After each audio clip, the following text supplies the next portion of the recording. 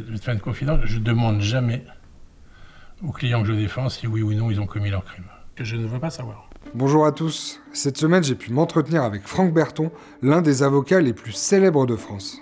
Est-ce que ça va, la cravate et tout ça, c'est bon là? Il s'est illustré dans plusieurs grandes affaires comme Outreau, la libération de Florence Cassé.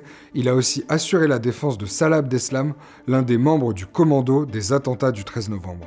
L'avocat doit défendre le diable. C'est pas parce que tu vas défendre le pire des criminels que tu es toi-même le pire des criminels. L'avocat, c'est un porteur de voix, c'est un porteur de défense. C'est quelqu'un qui est capable de parler à la place de celui qui est derrière, qui ne peut plus parler.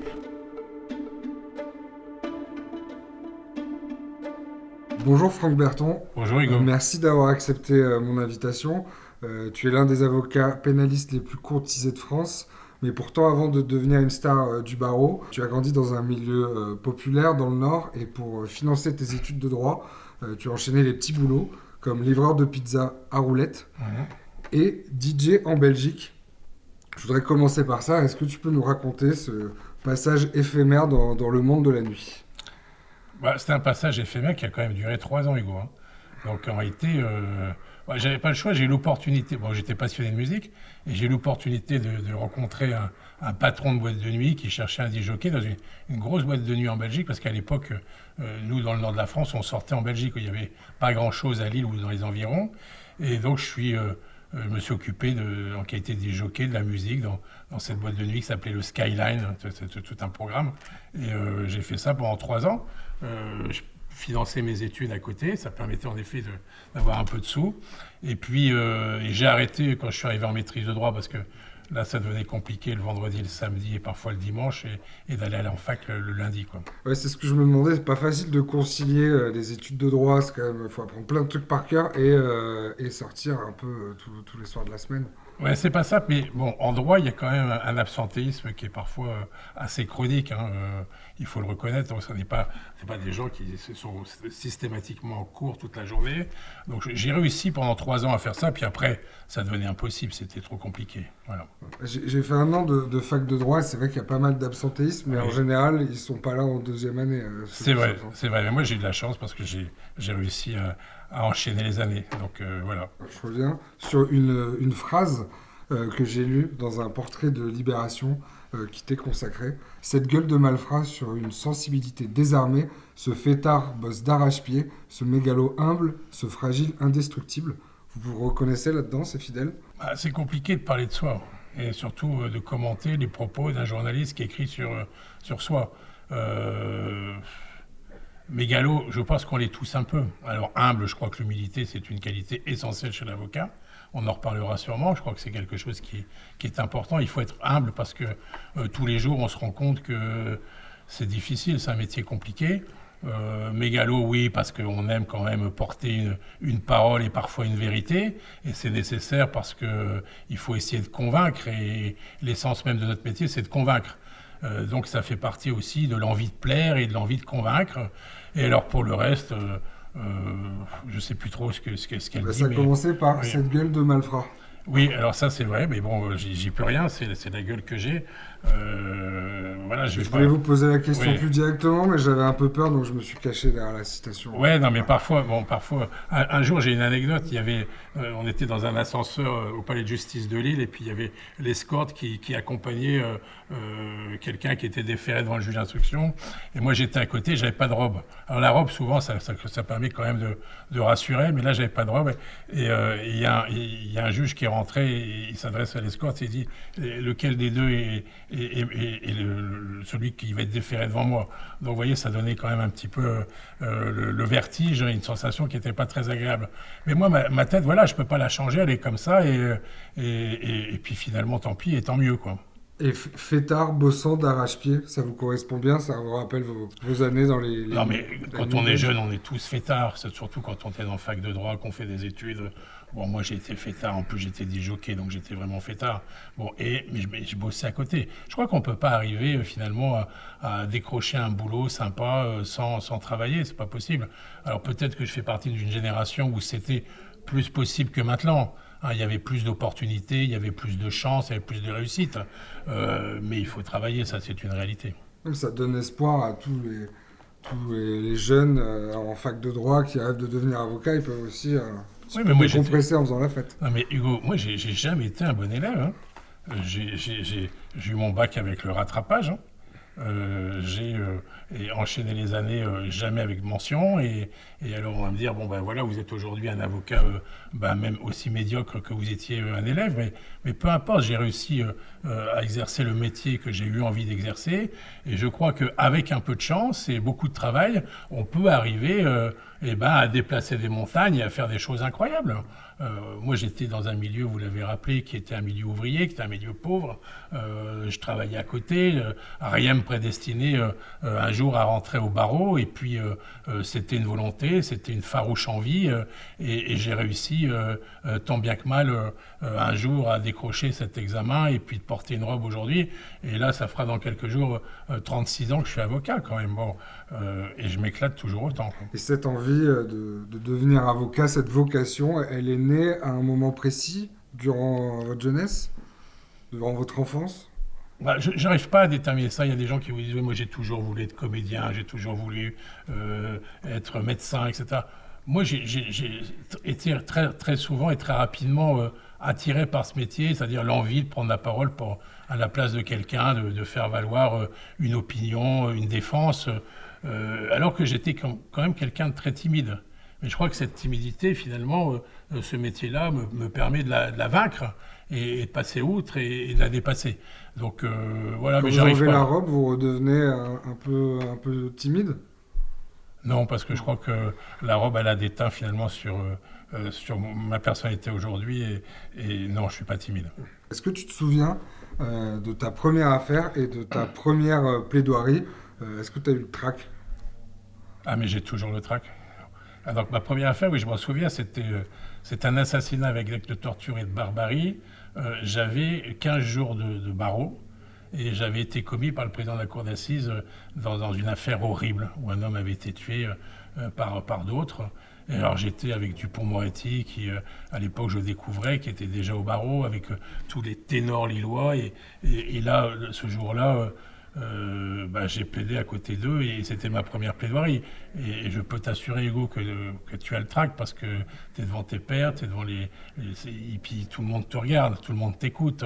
Et puis il y a un enjeu, c'est-à-dire qu'il y a l'enjeu de la sanction qui peut être prononcée et qui va être prononcée contre l'accusé. Donc oui, je m'en souviens parfaitement de cette audience et c'est là que ça a commencé mes premiers rapports avec Dupond-Moretti parce qu'on est tous les deux du même barreau, de la même ville, quoi. Du même sérail un peu, parce que lui aussi, il est issu de Lille, d'un milieu populaire. Mhm. Est-ce que la comparaison s'arrête là ou est-ce que vous êtes des avocats qu'on peut classer dans le même style? Non, on a souvent essayé de nous comparer, mais en fait, on est, je pense, pas comparables. On a une amitié profonde qui nous unit. Et c'est vrai qu'on a la même volonté de défendre qui est chevillée au corps. Enfin, voilà. Mais chacun son style. Et moi, j'ai jamais cherché à emprunter à son style. Et lui, bien évidemment, non plus. Donc, on est comparable parce qu'on a eu des affaires semblables, hein. On a partagé des grands procès ensemble parce qu'on est des grandes gueules du barreau, parce qu'on l'ouvre devant les magistrats et on dit ce qu'on a à dire devant une juridiction. On ne se tait pas, on n'est pas des taiseux, comme on dit. Mais au-delà de ça, chacun a son style, chacun défend comme il le souhaite et puis et comme il a envie de le faire. Et je crois, vous savez, dans ce métier, on dit souvent, mais oui, mais regardez, un tel fait ça, un tel fait ça. Non, je crois qu'il faut avoir sa propre personnalité, ses propres mots, sa propre défense, et sa personnalité, et pas chercher à emprunter celle d'un autre. Mais je continue dans la comparaison, c'est vrai que tous les deux, vous avez un côté, ouais, comme tu dis, grande gueule, avec beaucoup de gouaille et peut-être un peu moins lyrique que certains grands avocats, on va dire, old school. Parce qu'en réalité, on s'adresse aux jurés, on s'adresse au peuple. Alors, c'est pas parce que quand tu parles au peuple, tu dois moins bien parler, mais tu dois être compris quand même. Et c'est vrai que le passé du subjonctif, dans une cour d'assises, je pense que c'est pas forcément quelque chose qui va convaincre un jury populaire de l'innocence d'un homme qui est capable de fournir un alibi alors qu'on lui reproche le pire des crimes. Donc, il y a à la fois la conférence, et la conférence, c'est un exercice, c'est un art. l'art oratoire. Mais bien plaider, me semble-t-il, dans une cour d'assises ou à la défense d'un homme, c'est pouvoir se mettre aussi à la hauteur du jury populaire ou même des magistrats qui sont et qui composent la cour d'assises. C'est essayer de faire prendre cette alchimie, hein, qui fait qu'à un moment donné, tu es entendu et tu es compris, gros. Et que les jurés te disent, bon, ben oui, là, il a raison, quoi. Et donc ça, c'est vrai qu'avec avec Dupont, on a, et d'autres, et plein d'autres, on a cette envie, finalement, d'être parfois moins dans l'art oratoire que dans une défense qui parle aux gens, tout simplement, quoi. Tu disais que tu stresses toujours aujourd'hui avant une plaidoirie comme au premier jour. Est-ce que tu as un petit rituel pour te préparer avant d'entrer sur scène? Alors, moi, j'écris pas mes plaidoiries. Il y a des avocats qui écrivent leurs plaidoiries. Moi, je vois des jeunes maintenant, ils tapent tout à la machine et ils arrivent, tout est prêt sur des feuilles bien tapées. Moi, je ne suis pas capable de faire ça. Donc, je prends une page et je peux mettre, par exemple, un mot, ma mère, une fleur, et tout de suite, ça va déclencher quelque chose parce que j'ai une idée, quoi. Bon. C'est vrai que j'ai besoin, comme de nombreux avocats, en fait, c'est un métier où on se retrouve chez les uns et les autres beaucoup de rituels qui sont identiques. Où moi j'ai besoin de m'isoler avant de plaider, je veux pas qu'on me parle, j'ai besoin d'être tout seul dans ma bulle et finalement un quart d'heure, 20 minutes avant de pouvoir me lancer. Bon. J'aime aussi quand il y a du monde dans la salle. C'est pas agréable de plaider dans une salle vide parce qu'on n'arrive pas non plus à avoir le baromètre de la salle, de savoir si on est pertinent, moins pertinent, si à un moment donné tu sens que quelque chose ne va pas. Donc, tu cherches un peu le public. Bah, je cherche le regard, quoi. En tout cas, pas le public, mais le regard d'un tel ou parfois, tu sais, moi je pense à Dominique Cotret, par exemple, cette femme que je défendais, qui avait été accusée d'avoir tué 8 de ses bébés, hein. Quand j'ai vu dans ma plaidoirie que 3 femmes pleuraient, tu te dis que là, l'idée que tu es en train de vouloir faire passer, elle passe, quoi. Il y a une émotion, il y a un sentiment, il y a quelque chose.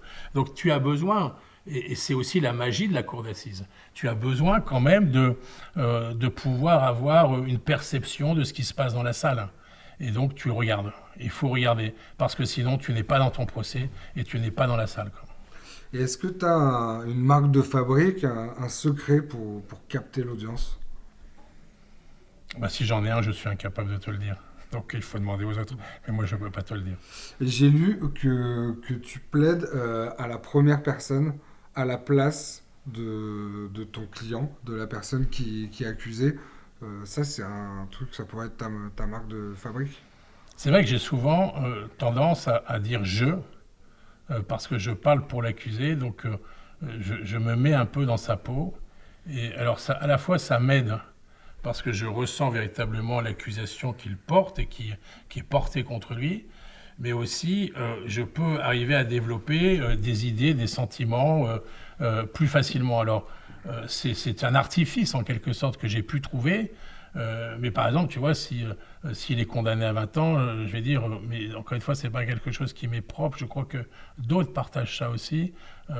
J'ai pris 20 ans, ou j'ai pas su convaincre. Ou alors, tu sais, il y a un mélange en réalité parfois entre l'avocat et le client.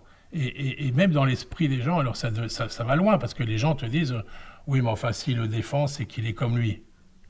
Bon, un jour, j'ai entendu Gilbert Collard, qui était un grand avocat avant de se perdre, qui était venu dire oui, mais s'il défend un terroriste, et quelque part, il épouse les thèses de ce terroriste, qui est assez fou quand même. Quand on défend des violeurs, on n'est pas des violeurs. Toutes les affaires Mais voilà, bon, c'est pas quelque chose qui est audible, c'est pas quelque chose c'est pas un reproche qui peut être fait à n'importe quel avocat. L'avocat, c'est un porteur de voix, c'est un porteur de défense. C'est quelqu'un qui est capable de parler à la place de celui qui est derrière, qui ne peut plus parler. Alors, il ne peut plus parler pour plein de raisons. Parce qu'il ne sait pas le faire, et souvent ils ne savent pas parler. Parce qu'il ne trouvera pas les mots, parce qu'il y a des choses que... Voilà, c'est comme ça, la défense, c'est porter une voix, c'est porter une défense, et c'est pas parce que tu vas défendre le pire des criminels que tu es toi-même le pire des criminels. Et ça, c'est quand même quelque chose qui est assez détestable à entendre. Tu as défendu justement des personnes qui ont commis des actes horribles, des terroristes, dont un terroriste membre du commando du 13 novembre.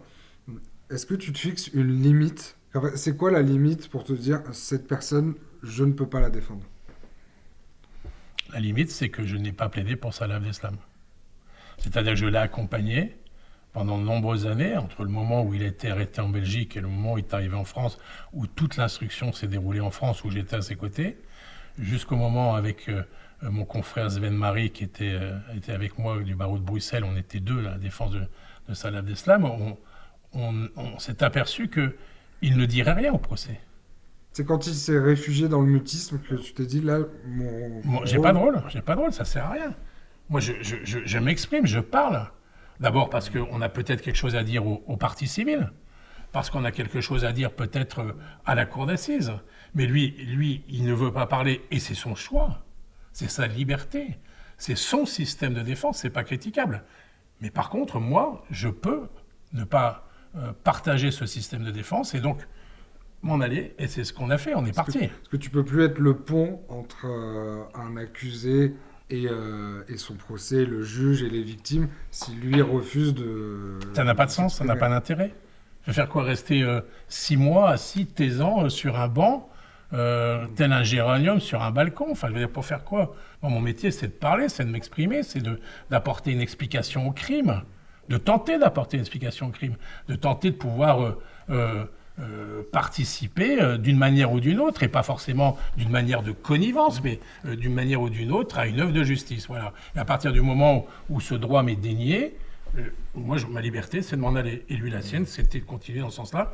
Et voilà, ça, c'est pas critiquable. C'est là où les chemins, parfois, se séparent. Donc, pour répondre à ta question, quand je peux ne pas continuer ou accepter la défense de quelqu'un, c'est quand je sens finalement que mon rôle n'y est pas, quoi.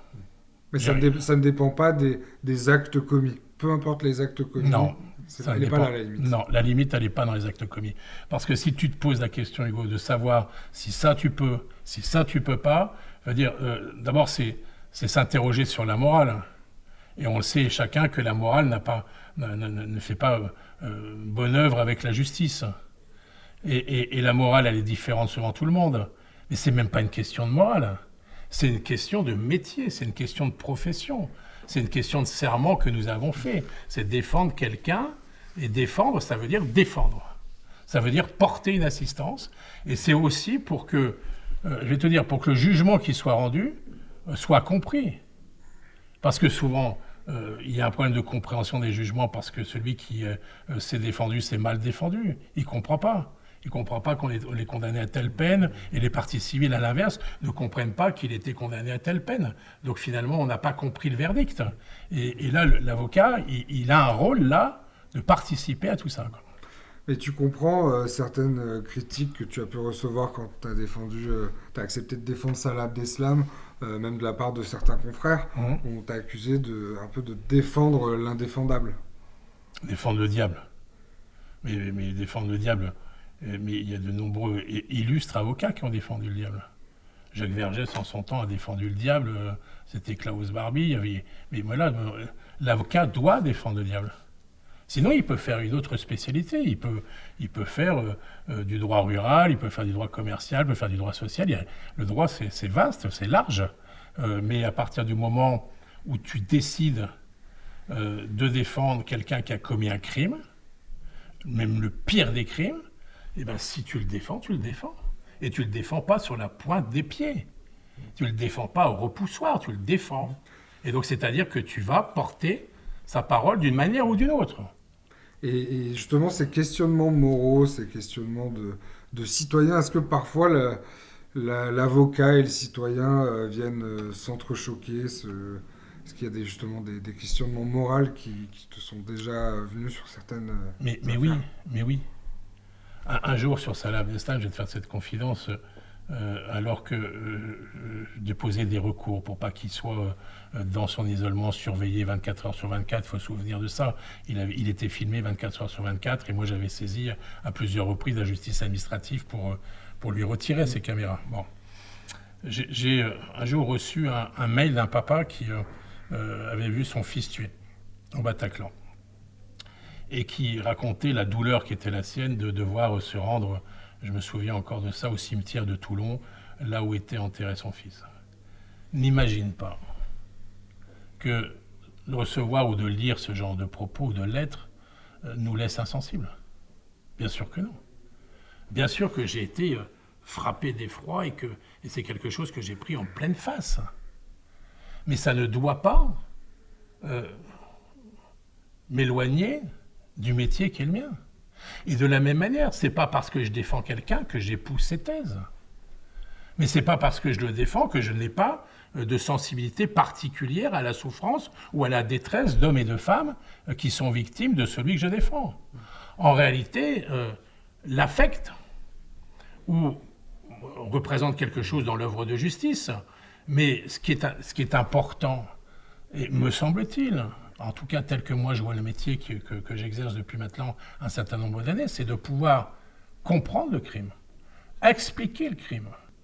D'autres vont te dire pour qu'il ne se réalise plus par hypothèse ou par sécurité.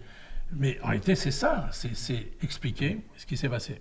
Comment ça s'est passé et pourquoi ça s'est passé. Je me demandais si, d'un point de vue un peu psychologique, il n'y avait pas un mécanisme de dissociation du moment qu'on enfile la robe. On sépare le citoyen de l'avocat. Mais c'est une bonne formule. Tu as une dissociation. Et alors, elle ne peut pas être à 100%, elle ne peut pas être totale. C'est pas parce que tu mets ta cape que tu deviens zéro. Bon, mais en réalité, cette robe, elle te protège aussi. Elle te protège du regard des autres. Elle te protège du regard des hommes qui ne sont pas avocats, mais qui sont aussi tes juges et qui sont tes jurés. Et bien, elle te permet aussi d'endosser finalement le rôle d'être un auxiliaire de justice. Alors, j'aime pas trop ce terme auxiliaire de justice, mais tu participes quand même à l'œuvre de justice, d'une manière ou d'une autre. Et parfois même dans la colère, dans la haine, dans la souffrance, dans le combat avec ceux qui te jugent. Mais tu y participes.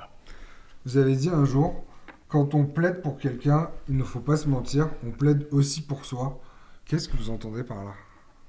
Moi, il y a des fois, on dit des choses, Hugo, qui sont parfois un peu cons. Je trouvais que ça rejoignait un petit peu ce que vous expliquez, le fait de comprendre. J'y vais pour comprendre le crime, une part de l'humanité dans la partie sombre de l'humanité, quoi. Pourquoi cette personne a commis un tel geste?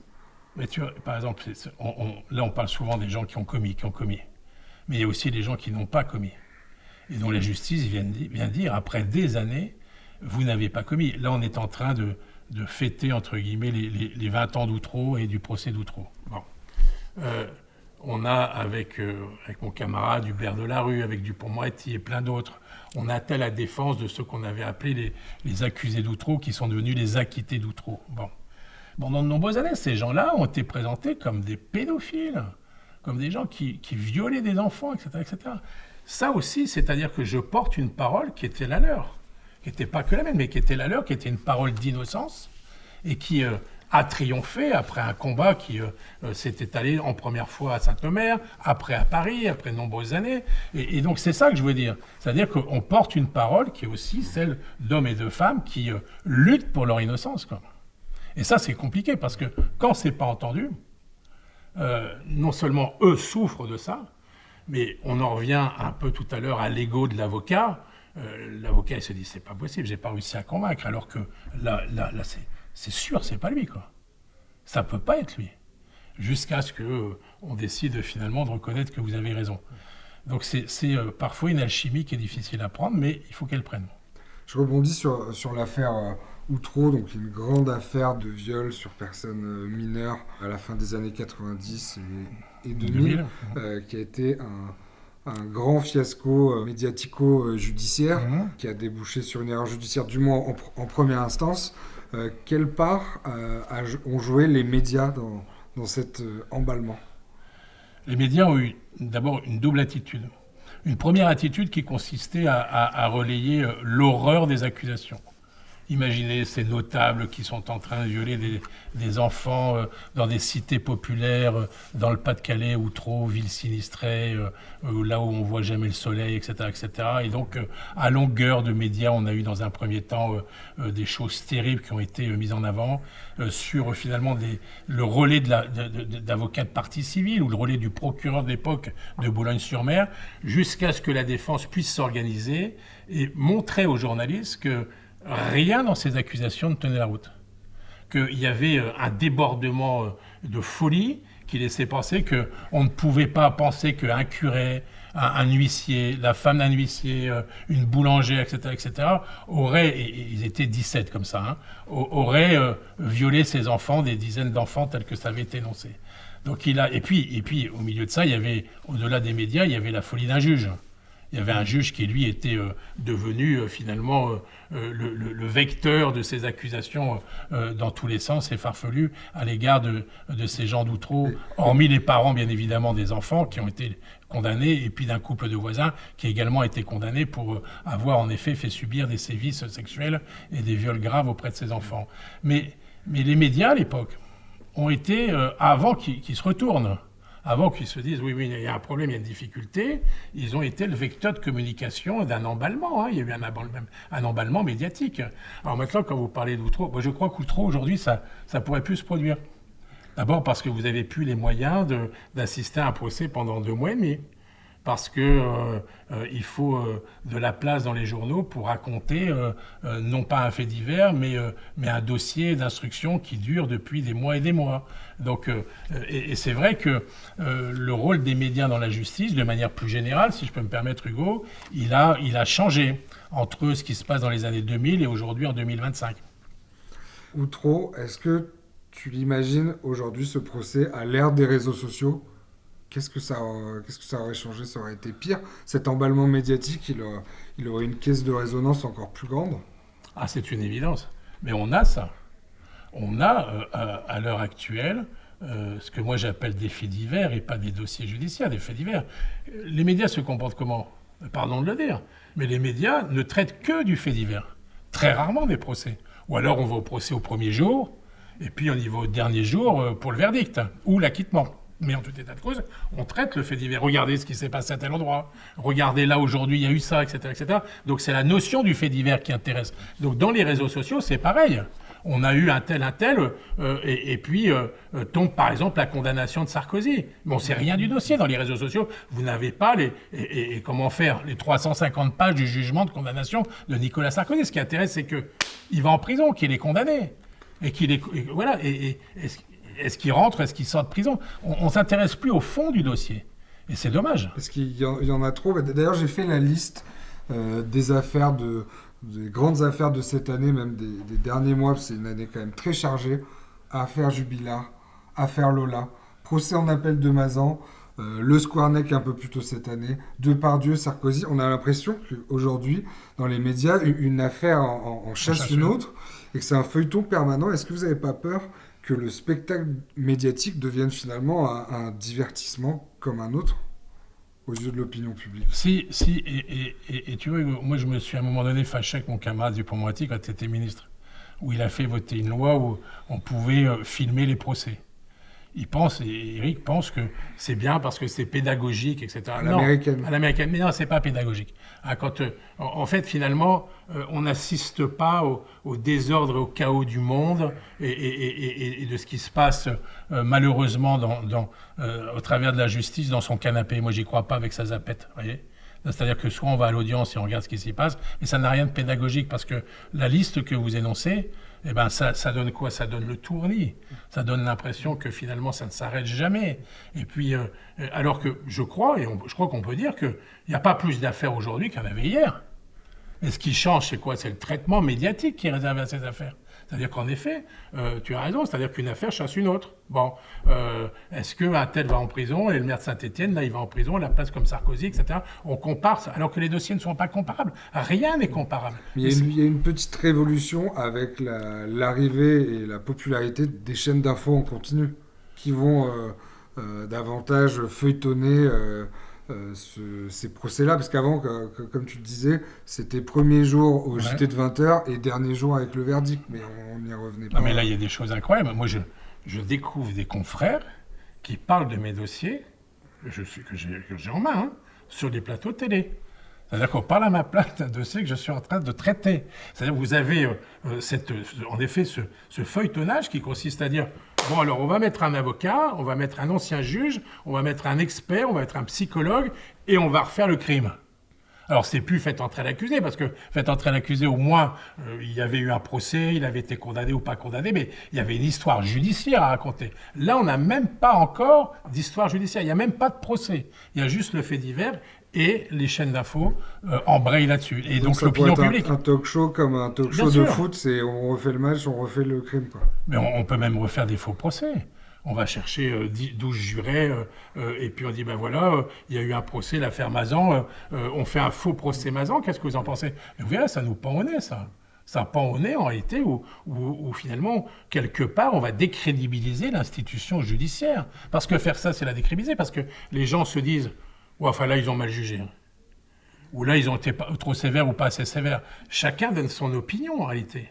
Sans connaître, et c'est ça sur ce que je vais insister, sans connaître le fond de l'affaire. C'est terrible. Mais ce qui compte, c'est le titre. Et c'est le pitch. Cette surmédiatisation, elle a un effet, c'est que la parole des victimes est d'autant plus représentée dans l'opinion publique. T'en penses quoi? Est-ce que justement ça rend le travail de la défense plus difficile? C'est plus difficile parce que...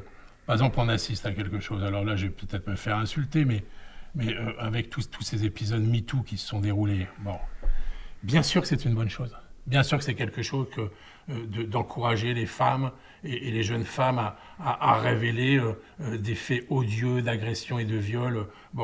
Mais là, on va jusqu'au paroxysme, c'est-à-dire que il y a des accusations qui sont perpétrées 30 ans après, dont on sait que judiciairement, c'est prescrit. Alors que la prescription en la matière, tu le sais, elle a été repoussée. Oui, maintenant, il y a quand même de nouvelles études scientifiques qui étudient un peu les traumas, la psychologie. On sait que maintenant, il y a des traumas qui vont se réveiller dans la tête de certaines personnes 20, 30 ans après. Ça, on ne le savait pas quand on a fait la loi sur la prescription à l'époque. Ça, on est d'accord. Mais la loi sur la prescription, elle existe. Et donc, venir sur un plateau de télévision accuser, alors moi j'en sais rien, tel réalisateur, telle personne, etc. En plus j'en parle librement parce que j'ai aucun de ces cas-là que je défends, mais c'est-à-dire que c'est le jeter à la vindicte populaire. Vous ne pouvez rien faire. Quand vous êtes concerné par ça, vous ne pouvez rien faire. Vous pouvez dire, c'est pas moi, c'est pas vrai. Mais ça suffira pas. Parce que vous serez condamné. Publiquement et médiatiquement, vous serez condamné. Alors qu'il n'y aura pas de procès. Et dont on sait qu'il n'y aura pas de procès. Ça, vous voyez, c'est quelque chose qui est une dérive qui me gêne. Parce que c'est quelque part décrédibiliser, finalement, le verdict rendu dans d'autres affaires. Où, en effet, il y a eu un combat et un chemin de détresse et de souffrance emprunté par certaines victimes jusqu'à la cour d'assises, pour enfin se faire reconnaître cette qualité de victime dans le cadre d'un procès s'étant tenu devant une telle cour, et que finalement, on n'a pas dans ces procès médiatiques qui apparaissent là, ou 30 ans ou 35 ans après, en disant « Ah ben mais oui, mais attendez, il n'y aura pas de procès ». Et donc quand vous êtes dans une situation accusée, dans ce genre de situation, vous pouvez rien faire, vous êtes mort. Hein. Moi je vous le dis, vous êtes mort. Vous pouvez rien faire. Vous êtes invité, par exemple, à BFR, elle vous accuse. C'est pas vrai. Oui, mais les gens, ils vont dire, quel intérêt elle aurait à vous accuser? Et ça, c'est toujours, vous voyez, c'est très compliqué. Hein. Et toi, tu as toujours su te servir des médias à bon escient dans le cadre de tes affaires. Et j'imagine que Outreau, ça a été très formateur là-dessus. Mais qu'est-ce que tu penses du comportement de certains avocats aujourd'hui, parce qu'il n'y a pas que les journalistes, il y a aussi certains avocats qui vont beaucoup plus loin, même parfois trop loin. Je pense notamment à Jérémy Assous, l'avocat de Gérard Depardieu, dont une plainte a été déposée à son encontre. Il y a aussi Nadia El-Bouroumi, l'avocate de la défense d'un des accusés dans l'affaire Pellico, dans l'affaire Mazan, et qui doit passer en conseil de discipline pour manquement à la délicatesse suite à des vidéos diffusées sur les réseaux sociaux. Tu as un regard un peu sur ces choses qu'on ne voyait pas avant. Ouais, mais moi je ne suis pas l'arbitre des allégeances. Hein. Bon. Mais par contre, on a des obligations qui étaient d'avocat. Et on a une obligation qui est l'obligation de délicatesse. Mais l'obligation de délicatesse, elle ne doit pas être confondue avec une censure. Les deux exemples que tu me cites, Hugo, ne sont pas du tout identiques. C'est vrai. Jérémy Assous, que moi je connais bien, on vient dire qu'il il a été critique et trop critique, et voire ordurier, voire injurieux à l'égard des parties civiles qui étaient au procès de Depardieu et même d'autres qui n'y étaient pas. Bon. Les avocats en face peuvent dire ça. Les contradicteurs ont le droit de dire « mais vous n'avez pas le droit de dire ça », etc. Là, c'est pas ça la question. La question qui a été posée dans cette affaire, c'était de venir dire que le juge a condamné Gérard Depardieu parce que son avocat avait eu des propos qu'il estimait outranciers. Mais depuis quand les juges condamnent les avocats pour les clients des avocats pour les propos outranciers qu'ils peuvent avoir? Donc là, c'est pareil. C'est un dérapage, de toute façon, qui, à mon avis, sera réformé à la Cour d'appel. Parce que nous, on est libre de nos propos. Si nos propos ne respectent pas l'obligation de délicatesse, l'obligation sur laquelle nous avons prêté serment, nous avons une autorité de tutelle, je le dis, c'est le bâtonnier. Le bâtonnier nous rappelle à l'ordre en disant « ça, vous ne pouvez pas ». Bon, mais ce n'est pas le juge qui va nous dire ce qu'on peut plaider ou pas plaider. Bon, non, mais on n'est pas dans ce monde-là. Et pour l'autre exemple, il y a un conseil de l'ordre qui est saisi, moi j'ai rien à dire. Mais c'est vrai que aller s'exprimer régulièrement sur les plateaux de télé dans les dossiers qui ne sont pas les siens, je pense que parfois il y a certains qui devraient éviter. Tu vois, hein, on parle de ces dossiers, pas forcément des dossiers des autres. Je voudrais revenir sur le procès Outreau. Donc c'est la grande affaire qui t'a révélé dans l'opinion publique. Tu as obtenu l'acquittement de 2 de tes clients. Ce que je me demande, c'est quand on plaide l'innocence de son client, est-ce qu'il faut en être persuadé pour le faire? C'est une question difficile. Moi, je demande, je vais te faire une confidence, je ne demande jamais aux clients que je défends si oui ou non ils ont commis leur crime. Pourquoi? Parce que c'est un peu de la lâcheté, parce que je me dis que si il me dit qu'il l'a commis et qu'il me fait plaider qu'il ne l'a pas commis, que peut-être j'y arriverai pas. En réalité, je ne me suis jamais retrouvé dans cette situation parce que je ne veux pas savoir. En réalité, je m'attache à la réalité de ce qui est décrit, des charges qui pèsent contre lui et de ses moyens de sa défense. Alors c'est peut-être un peu lâche, mais en tout état de cause, ça me permet, moi, à un moment donné, d'être convaincu de quelque chose. Est-ce que toi, tu t'en persuades? C'est difficile d'aller plaider l'innocence de quelqu'un si on n'en est pas soi-même persuadé. Je crois que c'est compliqué. Il faut avoir un talent que je n'ai pas. C'est-à-dire que moi, c'est-à-dire qu'au bout d'un moment, il faut que je sois convaincu de ce que je plaide. Et je pense qu'à un moment donné, ça peut se voir. En tout cas, de la part chez les magistrats professionnels, ça se voit si tu n'es pas convaincu. Bon. Mais tu sais, quand tu as quelqu'un qui crie son innocence, c'est quelque chose de particulier. Il n'y a pas de costume de l'innocence, ça n'existe pas. Ça serait tellement simple qu'on dirait, regarde sa tête, il est innocent. Moi, je vais te montrer des gens, tu vas dire, non, c'est pas possible, il n'a pas pu le faire. Alors qu'en réalité, le dossier enseigne, encore une fois, le dossier enseigne que c'est lui qui a commis le crime. Bon. Mais il n'y a pas de costume, il n'y a pas d'apparence, il n'y a pas de figure de l'innocence. Mais quand tu as quelqu'un qui te martèle, qui te dit, c'est pas moi, et qui te donne argument, plus argument, forcément, à un moment donné, tu te mets à sa place. Et donc, tu empruntes sa conviction et tu essaies de faire passer sa conviction. Et c'est ça aussi le rôle de l'avocat. Alors, à l'égard de quelqu'un de coupable, tu sais, c'est toujours l'éternelle question. Oui, mais vous défendez des coupables, vous savez qu'il a tué ou qu'il a fait ça. Non, on n'en sait rien. Et c'est tellement vrai que parfois les juges n'en savent rien non plus. Quand tu as un délibéré de cour d'assises, tu ne sais pas si c'est à l'unanimité, à la majorité, enfin tu le sais au moment du verdict, mais tu ne sais pas qui a voté quoi. Il y a des gens qui doivent rentrer chez eux en disant si ça tombe, j'ai fait une connerie, je ne suis pas sûr qu'il l'ait fait. Hein. Tu prends Jubilard, par exemple.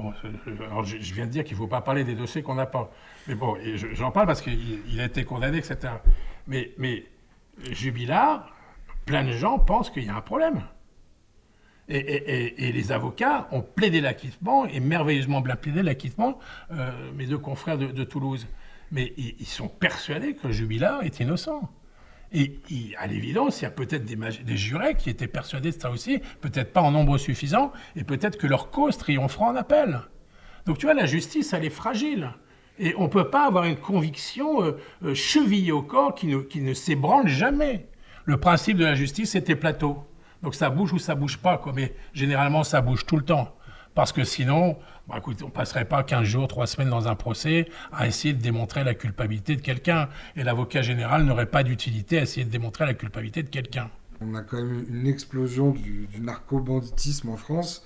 Des grands, on va dire, têtes de réseau qui vont passer en procès dans les années qui viennent.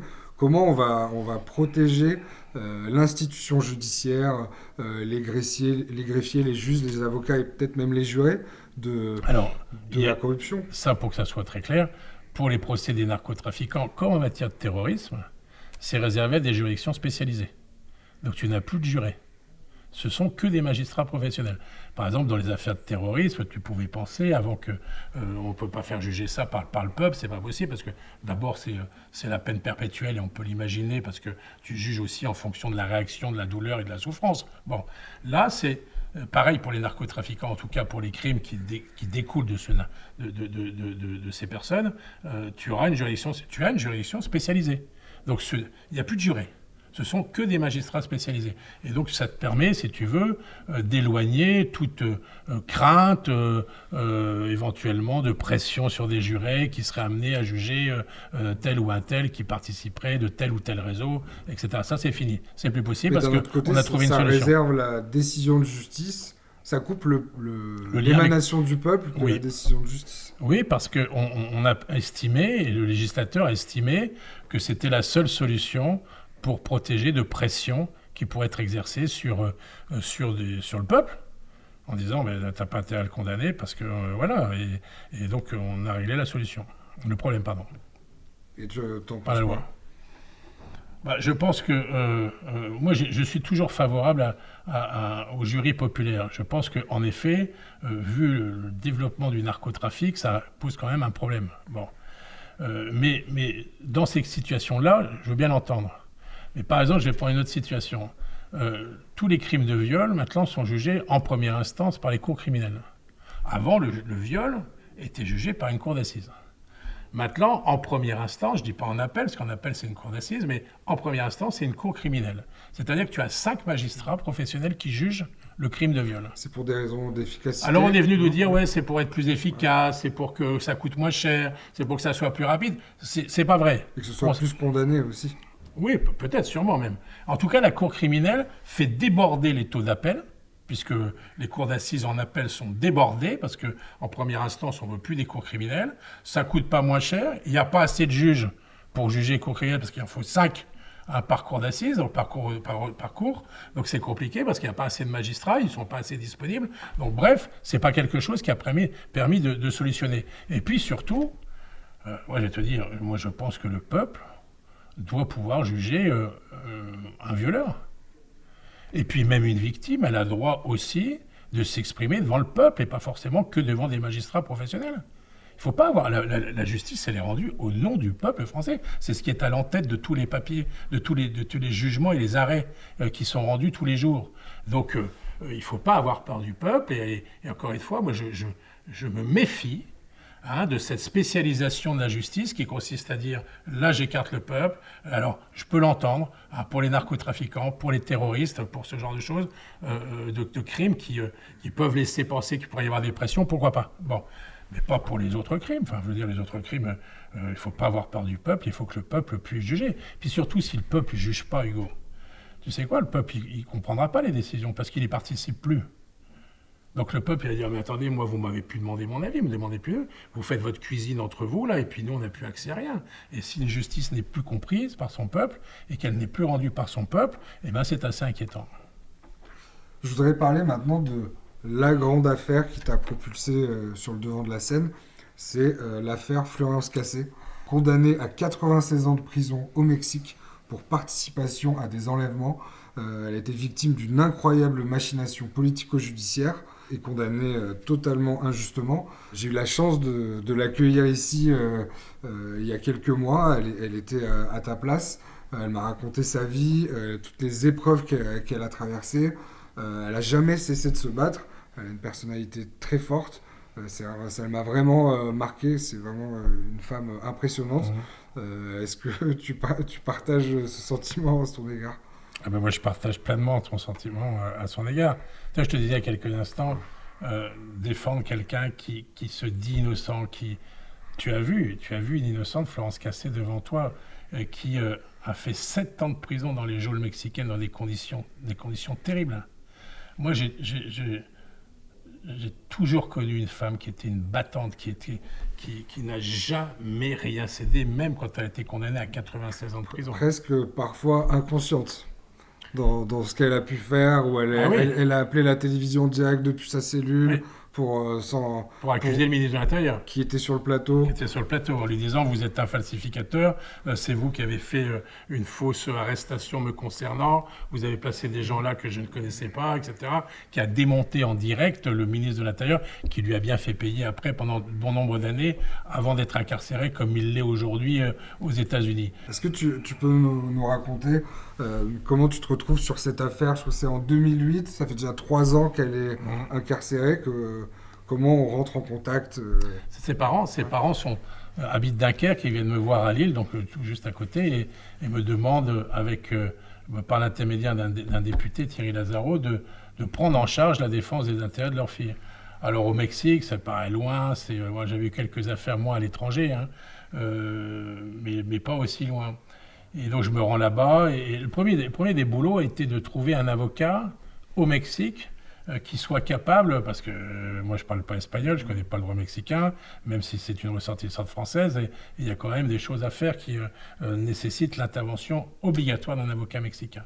Donc faire une sorte de casting d'un avocat mexicain, parce que c'était compliqué, parce que la plupart sont quand même corrompus ou sont proches du pouvoir, là il fallait quelqu'un qui soit indépendant, et j'ai eu la chance de tomber sur mon camarade Agustín Acosta, qui s'est battu pendant des années pour Florence, parfois au péril de sa vie, parce que lui, il était resté sur place, il était là tous les jours.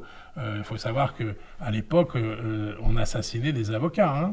Moi, je me souviens m'être rendu là-bas et un matin, à côté de notre hôtel, il y avait un petit marché où un avocat était assassiné parce que la veille, il avait acheté aux enchères un immeuble que les narcos ne voulaient pas qu'il achète, quoi. Bon, c'est quand même quelque chose de très compliqué. Comment tu fais pour exercer correctement ton métier dans un pays qui est, à cette époque-là, en tout cas, le Mexique de Calderón, est gangréné par la corruption? Tu as eu peur mais l'État français et les parents et l'ambassadeur de France, surtout à Mexico, Daniel Parfait, m'ont mis à disposition une protection. Donc moi, j'avais 3 gardes du corps en permanence. Pourquoi? Parce que mon ennemi, c'était Garcia Luna, qui était le ministre de l'Intérieur, qui était plus puissant que Calderón, le président mexicain. C'est ça qui était sa marionnette. Voilà, Garcia Luna, c'était l'homme du pays. On disait que c'est lui qui avait renouvelé les cartels de la drogue. Du reste, c'est pour ça qu'il se retrouve incarcéré aujourd'hui avec une peine de près de 200 ans. Pour avoir pactisé avec le cartel de Sinaloa. De Sinaloa, donc c'était une réalité, c'était quelque chose. Moi, quand je partais le matin de ma chambre d'hôtel, il y a un garde du corps qui rentrait dans ma chambre, qui restait toute la journée, jusqu'à ce que je rentre le soir, pour pas qu'on me mette des Uzi ou de la cocaïne ou des bombes ou un mort dans ma chambre pour que je sois accusé de quoi que ce soit. C'était vraiment une protection qui était efficace et qui était réelle, qui était menée par des professionnels. Donc, et ce combat, il a été très long, très compliqué. Il finit quand même devant la Cour suprême mexicaine, à plusieurs reprises d'ailleurs. Alors, la Cour suprême, c'est quelque chose d'incroyable parce que c'est toute petite cour, c'est vraiment quelque chose de pas très grand, et on est là avec Agustín et il y a 5 juges. Et donc, ils s'expriment chacun de savoir si oui ou non ils vont voter pour Florence ou pas, quoi. Et à un moment donné, alors moi je ne comprends pas tout, mais je lui fais traduire et un pour, un contre, un pour, un contre, et il ne restait plus qu'une voix qui était celle de la présidente qui, au bout d'un moment, va voter pour la libération de Florence Cassé. C'est un moment de soulagement. Moi, je n'ai jamais vu autant de médias dans un palais de justice, même à Mexico, que ce jour-là. C'était noir de monde. On a dû fuir parce que le peuple ne comprenait pas qu'elle était libérée. Il y a eu des menaces de mort. Vous savez qu'elle a dû vous raconter comment elle est sortie de prison, cachée dans des voitures, etc. etc. Même nous, pour se rendre à l'aéroport, c'était terrible. Et Florence... Elle a peur pour sa vie, oui. Pour sa vie, oui. Et elle est sortie... La foule veut la lyncher. Et nous, les avocats, c'est pareil. Mexicaine pense encore aujourd'hui qu'elle est coupable. Et d'ailleurs, moi, je l'ai senti même dans les commentaires au-dessus des posts de notre interview, encore beaucoup de gens qui disent mais elle est coupable, en tout cas elle n'est pas totalement innocente. C'est terrible de porter cette présomption de culpabilité. Il y a une chose incroyable, son compagnon de l'époque, Israël Vallarta, il est toujours. Non, il est sorti. Ah, il est sorti là? Il vient de sortir il y a un mois après 20 ans de détention provisoire. 20 ans de détention provisoire. Il n'est sans procès. Toujours pas jugé. Incroyable. Ça prouve que, bien évidemment, il n'y a pas de charge, parce qu'on l'aurait jugé, cet homme. 20 ans de détention provisoire, toujours pas jugé, et là, il vient d'être libéré. Donc, c'est une histoire qui, moi, m'a bien évidemment... un drame, c'est pas une histoire, c'est pas un dossier, c'est un drame qui m'a bouleversé, qui m'a accompagné pendant de nombreuses années.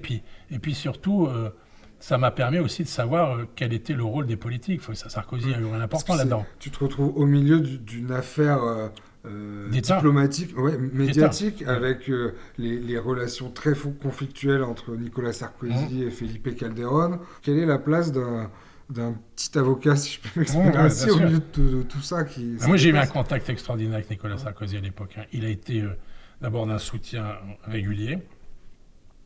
Moi, je me souviens à l'époque, à un moment donné, il est question, lorsque Florence est condamnée à 60 ans, on ne sait plus quoi faire, qu'elle vienne purger sa peine de prison en France.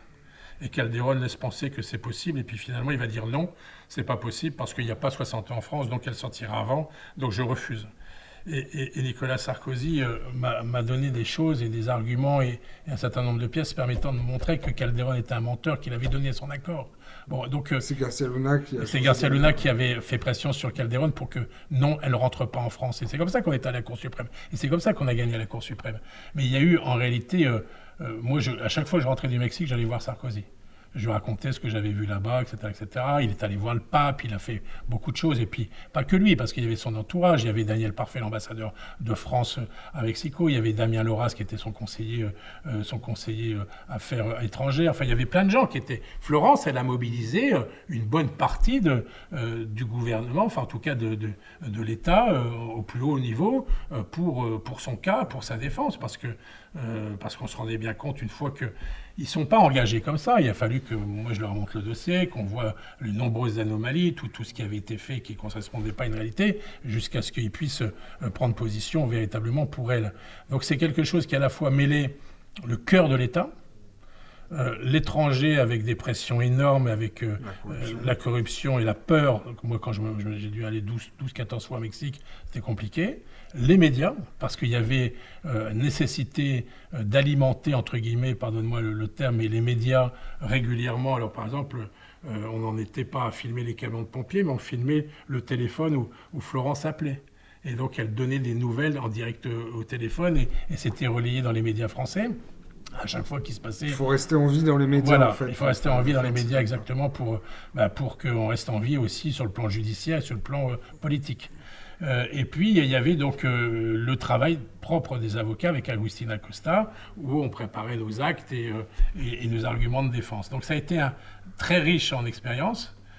Et puis, ça a été une délivrance au moment de la libération, quand on a pu prendre l'avion ensemble avec ses parents et tout. C'était quelque chose d'extraordinaire. Ça fait partie des grands moments de la vie d'un avocat, ça, vous voyez.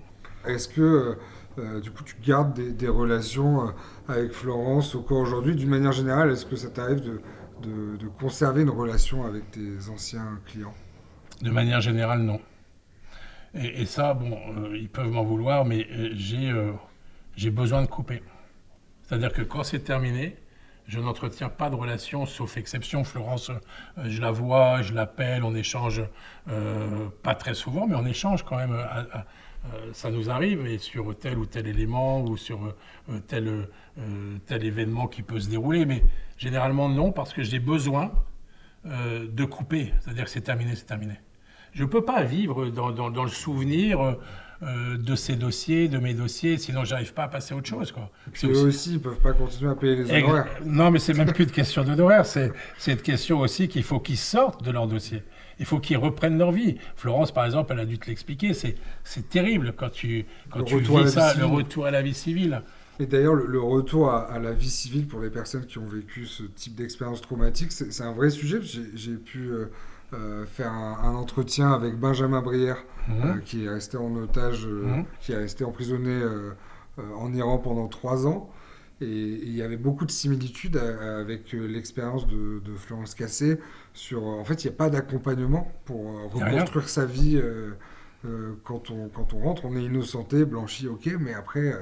Non, mais il y a les honneurs, il y a les photos, et puis après, on te laisse à ta vie comme s'il ne s'était rien passé. Tu dois la reprendre. Et tu dois faire comme si euh, c'était une parenthèse en quelque sorte. Mais non, c'est pas une parenthèse, c'est un bout de vie. Hein, quand Florence Aubenas, elle a été enlevée à l'époque en Irak, bon, elle était là-bas, elle est revenue, elle raconte que c'était difficile, c'était compliqué de retravailler, de reprendre son métier de journaliste, etc., etc. C'est valable pour plein de gens, pour tous ceux qui ont eu à subir finalement une accusation injuste, un emprisonnement à l'étranger, parce que l'emprisonnement à l'étranger, c'est quelque chose de terrible, c'est-à-dire que vous ne voyez même pas vos proches, ou quand vous les voyez, c'est assez exceptionnel, et si vous pouvez les voir, donc c'est quelque chose de difficile, me semble-t-il, à vivre, et ça, qu'est-ce que ça doit être compliqué de revenir à la vie normale comme si de rien n'était, quoi. Si tu pouvais changer une chose dans le système judiciaire français, ce serait quoi? Ah, c'est compliqué. C'est compliqué de répondre à cette question, parce que moi j'ai tendance à dire que le système judiciaire ne va pas bien. D'abord parce qu'il n'a pas de moyens. Et ça, on nous dit toujours, oui, mais vous savez, vous avez toujours les mêmes arguments. Non, c'est une réalité. La justice n'a plus les moyens. Il n'y a pas de moyens financiers, il n'y a pas de moyens humains, il n'y a pas de moyens matériels. On nous explique chaque année qu'on a voté un budget. C'est pas vrai. On le voit, il suffit de se balader dans les tribunaux, dans les cours, pour voir finalement qu'on a une paupérisation importante de la justice et du système judiciaire. Alors, il y a plein de choses qui marchent bien. Et puis, on les change, on les rectifie. Je prends un exemple. Le tribunal correctionnel, en France, ça s'est toujours appelé le tribunal correctionnel. Là, on vient de prendre un texte, et le garde des Sceaux a pris un texte pour dire ça ne va plus s'appeler le tribunal correctionnel, ça va s'appeler le tribunal délictuel. Le tribunal de police, c'était le tribunal de police, on va dire non, ça va s'appeler le tribunal contraventionnel. On s'en fout. Mais franchement, on s'en fout. Qu'est-ce qu'on a besoin de changer le nom des tribunaux, quoi? C'est pas ça l'urgence. L'urgence, c'est pas de changer le nom des tribunaux pour faire une réforme qui n'en est pas une, qui n'a pas de sens. Est-ce que les gens vont se porter mieux? Est-ce que la justice va être mieux rendue? Je crois pas. Alors peut-être qu'on va me dire, oui, t'es démagogue. Non, je suis pas démagogue. Moi, il suffit de voir tous les jours comment ça fonctionne. Il n'y a pas de greffier, on peut pas avoir des copies de dossiers. Il y a les juridictions de comparution immédiate, les magistrats, ils siègent jusqu'à 3 heures du mat, 4 heures du mat. La justice, elle est rendue à 3 heures du mat à Paris, quoi. Bon, et donc tout ça, c'est le changer. Alors, il y a plein de bonnes idées un peu partout, hein. Je crois que la seule chose à changer, tu vois, c'est finalement de donner de l'argent. Donner de l'argent à la justice. Parce que si la justice se casse la gueule, encore une fois, on n'y attachera plus d'importance, on la respectera plus, et puis elle fera l'objet de critiques jusqu'à ce moment où on dira de toute façon, la justice, on sait comment ça marche, hein, finalement, c'est celle des puissants, c'est pas pour les humbles, c'est que pour les puissants.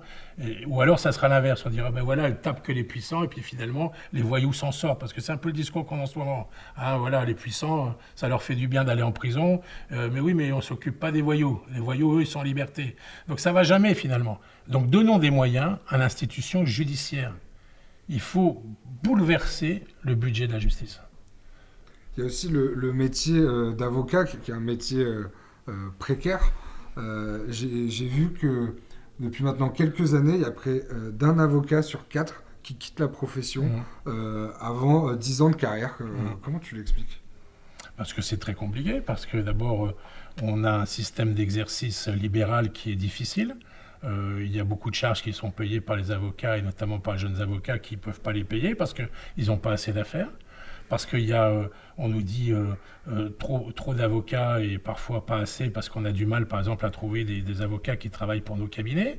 Donc la profession, elle a du mal à s'autoréguler. Et puis, en réalité, je crois que c'est compliqué, c'est un métier où il devient compliqué d'exercer, hein. Toi, Financièrement, je crois que ça devient compliqué d'arriver... D'abord, la justice, je le dis il y a quelques instants, elle se paupérise. L'aide judiciaire, c'est-à-dire ce qui permet de défendre les gens gratuitement, ce budget-là, il n'augmente pas. Hein, tu vas en Angleterre, par exemple, tu défends quelqu'un au titre de l'aide judiciaire, tu touches 10 à 15 fois plus qu'en France. Et les avocats travaillent volontairement à l'aide judiciaire C'est parce que les commis les d'office. commis d'office travaillent volontairement au commis d'office en Angleterre, alors qu'en France, c'est quand même une paupérisation de cette défense. Alors on te dit oui, mais par exemple, on ne veut pas en venir à la justice américaine parce que ça ferait deux barreaux, un barreau des riches, un barreau des pauvres. Mais c'est déjà le cas. Tout Je bon pense que nombre tout de le mes monde a le droit à confrères une défense, mais encore faut-il pouvoir se la payer. Ouais. Et donc, comment ça marche? Soit tu as une commission, et je ne dis pas que les avocats commis d'office ne sont pas de bons avocats. Le problème, c'est que tu ne travailles pas de la même manière que lorsque tu as 1 heure et demie pour préparer un dossier à 2 heures du matin, que tu peux le travailler tranquillement une après-midi dans ton cabinet pour plaider 15 jours après. C'est ça, en réalité, qui ne va pas. Et donc, je crois que c'est un métier de plus en plus difficile à exercer. Et puis, psychologiquement aussi, ce n'est pas simple. Hein. Est-ce que certains sont suffisamment costauds pour exercer ce métier? Et puis, enfin, dernière chose, moi je le vois quand même, il y a une volonté farouche de faire que du pénal chez les jeunes avocats. Ils veulent tous faire du pénal. Ça fait rêver. Ben oui, parce que tu as le 20 heures de TF1, parce que, etc., etc. Mais il n'y a pas que ça. Hein. Il y a plein, dans le droit, il y a plein d'activités qui nécessitent la présence d'avocats dans des nouveaux contentieux. Alors là, on a beaucoup parlé du pénal parce que moi je fais que ça. Mais il y a plein de contentieux du droit qui nécessitent de recruter des avocats de talent. Il y en a plein. Hein. Les nouvelles technologies, l'environnement, le droit public, tout ça. Crois-moi, il y a tous les cabinets américains là, qui sont en France, ils travaillent ces contentieux-là. Hein. Et ils embauchent. Hein. Toi, t'as déjà songé à ranger la robe et à faire totalement autre chose? Ouais, tu y penses, surtout quand par exemple, tu sors d'une audience de cour d'assises et puis que ton client était condamné à perpétuité et que tu pensais que ça se passerait pas, quoi. Donc là, tu dis ça arrive souvent, ça? Bah, ça arrive quand même, ouais. Ça arrive. Donc là, tu jettes ta robe à l'arrière de ta voiture, puis tu fais tes 300 km tout seul, généralement de nuit, et puis tu rentres chez toi et tu te dis, bon, j'arrête. J'arrête parce que bien évidemment, tu as un sentiment d'échec qui t'anime et puis qui t'habite ou de frustration. Tu remets tout en question, ta capacité à convaincre, tes qualités d'avocat. Oui, parce que dans un métier, dans une histoire ou dans une carrière d'avocat pénaliste, tu as beaucoup plus d'échecs que de succès. Il faut savoir ça. C'est plus facile, on dit toujours, mieux vaut condamner un innocent que condamner un coupable. Bon, qui ne sentait un coupable. Bon, moi je ne crois pas ça. Je crois que la justice, elle doit être faite de manière équitable. Et toi, tu participes à ça. Et si tu n'y arrives pas, à un moment donné, tu te remets en question. Alors moi, je l'ai déjà abandonné 15 fois, ma robe, Hugo. Hein. Peut-être 20 fois, 25 fois, mais je suis toujours content. C'est toujours la même? Oui, non, c'est ma deuxième. Tu sais qu'il n'en faut pas une troisième parce qu'on dit toujours que tu meurs dans ta troisième robe. Hein. Donc les avocats, ils s'attachent toujours à garder leur deuxième robe jusqu'au bout du bout parce que jamais de troisième. Mais moi, je l'ai déjà remise depuis longtemps et je prends plaisir à la remettre, ma robe. Et je la remettrai demain, par exemple, pour une autre affaire qui vient et qui est importante. Et voilà, tu y vas, il faut y aller, quoi. Tu aurais pu faire autre chose? D'autres métiers tu faisais rêver? Non, ce métier-là m'a plu. Alors là, j'arrive à la fin, quand même. Hein. Bon.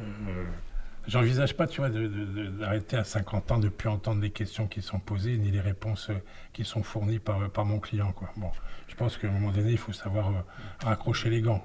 Hein. Et puis, il faut aussi que tu aies quelque chose à dire. Quand tu dis toujours la même chose, à mon avis, au bout du bout, tu le dis plus bien, quoi. Donc il faut quand même avoir toujours la niaque et la volonté d'aller jusqu'au bout. Et je crois qu'à un moment donné, c'est pas le cas, mais je crois qu'à un moment donné se présentera le moment où il faut arrêter. Mais moi, j'ai faire d'autres choses, par exemple, je sais pas, de la scène, ministre de la Justice. Oui, alors, tu veux que je te dise quoi? Moi, jamais. Ministre de la Justice, jamais. Ça, vous me croyez-moi, vous me voyez ministre de la Justice, jamais. Non, mais moi, on ne me proposera pas. Donc, comme ça, c'est réglé. Personne n'est venu te chercher. Non, personne n'est venu me chercher. Bon, et puis je te le dis, hein, on pourra ressortir l'extrait. Hein. Moi, jamais. Bon, ça, comme ça, c'est clair. Okay, c'est dans la boîte. C'est dans la boîte. Et puis ensuite, faire de la scène, non. Non, franchement, je crois que c'est pas la même chose, quoi. Voilà, donc non. Bon, je sais pas, j'irai pêcher, j'irai voir mes amis, je voyagerai, voilà, je ferai plein de choses. Je crois qu'il y a plein de choses à faire. Donc, mais Mais je crois qu'à un moment donné, faut raccrocher les gants et couper le lien, quoi. J'ai lu que la politique, en tout cas les honneurs, les décorations, t'aimais pas trop ça, t'as refusé 2 fois la Légion d'honneur. Ouais, parce que il y a eu 2 moments où on me l'a proposé, hein. Et puis j'ai estimé que, peut-être bêtement à l'époque, parce que tu sais, moi j'ai parfois mauvais caractère, en disant, bah oui, bon, j'aurais sauvé quelqu'un de la noyade, d'accord, je la prends. Mais là, c'était en réalité dans l'exécution de mon boulot, et pour 2 affaires assez connues et assez médiatiques. Mais voilà, ça s'est pas fait. Et C'était j'ai outro pas, et cassé. ouais, j'ai pas voulu. Et en réalité, tant mieux, quoi. Ah, j'ai cru que t'allais dire maintenant, je regrette, je vais la prendre. Non, mais alors, j'ai appris notre truc. J'ai appris que quand tu étais dans l'ordre du mérite, c'était bien pour tes enfants.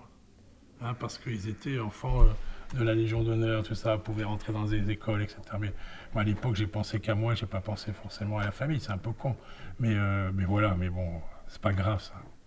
Et puis bon, tu sais que les avocats, ils peuvent plus porter de signes distinctifs sur leur robe. Donc c'est fini de voir les avocats, tu sais, avec leurs 50 médailles, même la médaille agricole, tout ça, c'est terminé. Donc plus de distinction. Tous identiques sous la robe. C'est pour ça qu'on a une robe d'avocat, hein. Pour justement... C'est comme l'uniforme ben à voilà, l'école. ben ouais, c'est pour marquer qu'il n'y a pas de différence de classe, il n'y a pas de différence d'enseignement. Justice aveugle, ça va avec... Ouais, mais la justice, elle est identique pour tous. C'est ça finalement le sens. Qu'est-ce que tu donnerais comme conseil à un jeune étudiant en droit qui veut devenir avocat? C'est quoi la qualité première pour exercer ce métier? C'est l'empathie, l'éloquence, l'ego? Si tu as trop d'empathie, tu t'en sors pas. Donc je crois que l'empathie, tu peux en avoir, mais pas trop. L'ego, il faut en avoir un peu. Bon. L'éloquence, il faut en avoir un peu aussi. Et puis, il faut avoir beaucoup d'humilité. Moi, je vois des jeunes qui sortent, là, ils n'ont pas d'humilité, ils ont un peu des melons, là, comme ça, tu vois. Voilà, me v'là, ils se présentent pas, ils disent pas bonjour. Bon, tu peux être un bon avocat et dire bonjour, quoi. T'es pas obligé d'écraser l'autre, quoi. Il faut avoir de l'humilité, parce que ce métier t'apprends que ça va être nécessaire. Tu sais, quand tu traverses les années 10, 15, 20, 30 ans, 40 ans, tu prends tellement de claques dans la tronche qu'il te faut un peu d'humilité, sinon tu ne te relèves pas. Hein, et il y a beaucoup d'avocats qui finalement, tu les as vus sur des affaires célèbres, 1, 2, 3 affaires célèbres, puis au bout d'un moment, tu les vois plus. Tu les vois plus parce qu'ils n'ont pas été capables à un moment donné de rester à un niveau parce qu'ils manquaient d'humilité, ils ont mal vécu quelque chose, et voilà, C'est qu'il y a beaucoup de blagues sur les avocats. C'est peut-être la c'est vrai. profession où il y a le plus de blagues. Ah, il y a les Belges aussi chez moi, on a beaucoup de blagues sur les Belges Ah, aussi. mais peut-être Ouais. qu'il y a des Ouais. blagues sur les avocats belges. Peut-être, C'est ouais. un Vas-y, tu combo. en as une ou pas, ça, Mais hein? là, tout de suite, j'en ai pas, mais elles sont pas super sympas. C'est possible. Ouais. Et tu sais pourquoi? Parce que souvent, je te le dis, je le redis, on confond l'avocat et son client. Et ça c'est quelque chose de terrible. Nous, on doit, les professionnels, expliquer aux gens que, mais on n'est pas, c'est ce que je disais au début de notre entretien, on n'est pas les mêmes, quoi. Et c'est pas pour autant qu'on est totalement différents, mais voilà, c'est un métier qu'on a du mal à percevoir et à comprendre. En réalité, on te dit, ben voilà, si tu prends tel avocat, t'es coupable. Moi, il y a des fois, j'entends ça, hein, si tu prends Berton, c'est que t'es coupable. Mais c'est quand même incroyable. C'est-à-dire que On part pas gagnant comme ça. ben, tu pars pas gagnant. Puis alors finalement, à l'inverse, quand tu t'en sors, tu dis, ouais, mais c'est normal, t'avais tel avocat que moi. Tu vois, donc les gens comprennent pas le métier. Et donc il faut l'expliquer, le réexpliquer, et puis finalement le voir. Parce que l'image qui en est faite n'est pas une bonne image. Il faut voir le travail de l'avocat dans une audience. Et puis, il n'y a pas que l'audience, il y a le travail écrit. Quand tu vas voir un avocat, que tu divorces ou que tu fais d'autres choses, tu es bien content qu'il puisse t'expliquer ce que tu as le droit de faire, pas le droit de faire, ce à quoi tu peux prétendre, pas prétendre. C'est ça aussi le métier d'avocat. C'est pas simplement le mec qui s'exprime à la sortie d'une audience de cour d'assises en commentant un verdict ou pas un verdict. Ouais, c'est un peu l'image qu'on a moi, quand j'étais étudiant en droit. Ouais. Je me disais, ah, avocat, ça a l'air cool, on plaide. Et puis on m'a dit, en fait, non, tu Non. restes dans un bureau et tu bosses. Et là, j'ai pris mes jambes à mon cou Ouais. et je suis devenu journaliste. Ouais, mais tu restes quand même, tu bosses aussi. Hein. Dans les deux, tu bosses. Hein. Ouais, c'est vrai. Bah oui, c'est quand même des métiers où tu dois travailler. Et puis, il faut te tenir au courant quand même. Hein. Tu es obligé de lire et de savoir... parce qu'il y a des lois qui sortent tous les jours quand même. Donc, il faut savoir un peu ce qui se dit. Hein. En dehors de ton métier d'avocat, c'est quoi tes hobbies? C'est quoi tes passions dans la vie? Alors,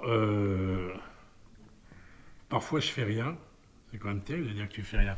Mais tu fais rien parce que tu réfléchis, tu penses à tel dossier qui arrive, à telle chose qui va se passer, etc., etc. Je me suis mis à jouer au golf. Alors j'ai toujours dit je ne jouerai jamais au golf, sauf que j'ai trouvé ça génial parce que tu te focalises sur une petite balle comme un con pendant 3 heures ou 4 heures jusqu'à ce que tu essaies d'obtenir ce que tu fais. Donc, Surtout, ministre de la Justice, surtout, ça peut arriver aussi. ouais, c'est ça, non, je crois pas. Et surtout, tu marches. Donc, moi, j'ai besoin de marcher et de marcher. Et puis, j'aime bien voyager. J'adore voyager. Et puis discuter, rencontrer mes amis, avoir une vie de famille. Enfin, voilà, je passe aussi, j'essaie de passer beaucoup de temps avec mes enfants, hein, qui sont grands, mais qui m'occupent pleinement. Et voilà, ça, c'est quand même. La famille, c'est quand même quelque chose d'important, quoi. J'ai vu que tu étais fan de Bruce Springsteen aussi. J'adore. J'écoute donc beaucoup de musique parce que, comme tu l'as rappelé, j'ai été disjockey gamin. Hein, donc, je Il continue. est passé en concert à Lille en plus. Oui, oui, mais je suis allé le voir. Je l'ai vu. J'ai raté les plages, je voulais. Ah non, mais ouais, c'était extraordinaire. Il te fait un concert pendant 3 heures. Il a passé 70 ans, hein, quand même. Hein. Donc, pendant 3 heures, alors ils sont tous là sur scène. Ils ont tous passé 70 ans. Et ils jouent pendant 3 heures et demie. C'est incroyable la forme physique de cette équipe allez, ils sont extraordinaires, quoi. Voilà, mais donc moi j'écoute beaucoup de musique. Chaque semaine, je vais te faire une confidence, je regarde ce qui est sorti dans la semaine et puis je fais mes petites playlists, tu vois. Donc, Il voilà. est sorti tout type de musique. Non, j'ai du mal avec le rap, mais ça c'est une question de génération, quoi. Hein. Je suis trop vieux maintenant, tu vois. On n'est jamais trop vieux pour écouter du rap. Hein. Non, mais moi j'ai du mal à accrocher. Moi je suis plus Bruce Springsteen, tu vois. Ou Que- le dernier des Rolling Plus Stones. Bruce Tu vois. Springsteen que Jul. Ouais, voilà. Mais encore que Joe, bon, c'est pas mal parce que. Et puis le foot, moi j'aime bien le foot. J'aime beaucoup le foot. Quelle équipe? Bah, le LOSC, moi je suis supporter du LOSC. Ok. Je Voilà. le dirais à l'un de nos journalistes, Rémi Buzine, Ouais. il est lensois. Donc, Ah oui, donc là, il faut pas qu'on se voit un jour de derby, quoi, c'est tout. ouais. Ben, merci beaucoup, Franck Berton, Merci à toi, d'avoir Hugo. accepté mon invitation. C'était vraiment passionnant. Merci Merci à beaucoup. toi, Hugo, merci beaucoup. Merci à tous d'avoir regardé cet entretien jusqu'à la fin. Un petit mot pour remercier toutes les équipes de Brut qui m'ont aidé à réaliser cette vidéo, en particulier Léo et Oscar pour la réalisation. Et je vous dis à très vite pour une nouvelle grande histoire.